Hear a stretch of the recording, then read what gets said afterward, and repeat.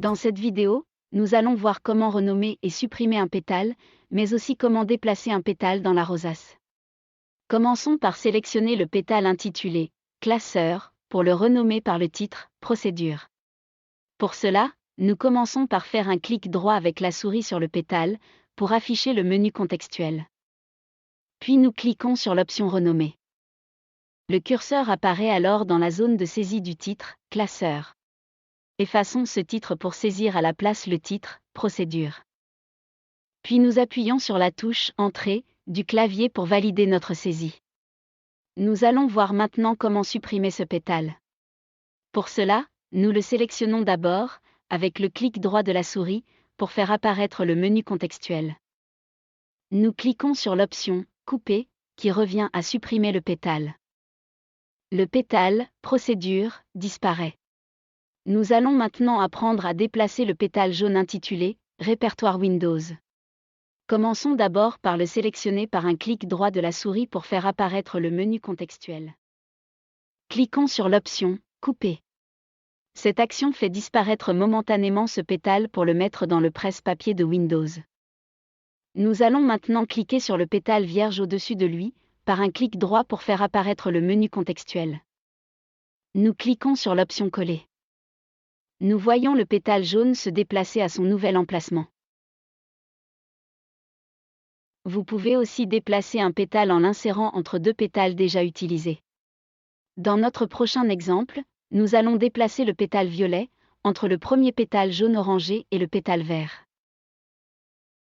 Nous devons donc d'abord pousser le pétale vert pour libérer une place. Sélectionnons le pétale vert par un clic droit de la souris pour faire apparaître le menu contextuel. Remarquez le dernier pétale jaune.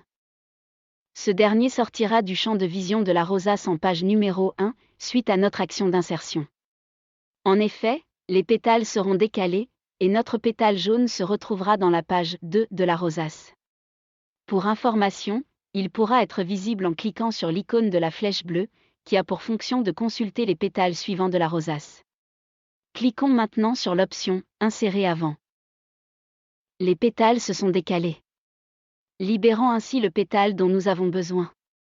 Cliquons ensuite sur le pétale violet que nous voulons déplacer, en effectuant un clic droit de la souris pour faire apparaître le menu contextuel.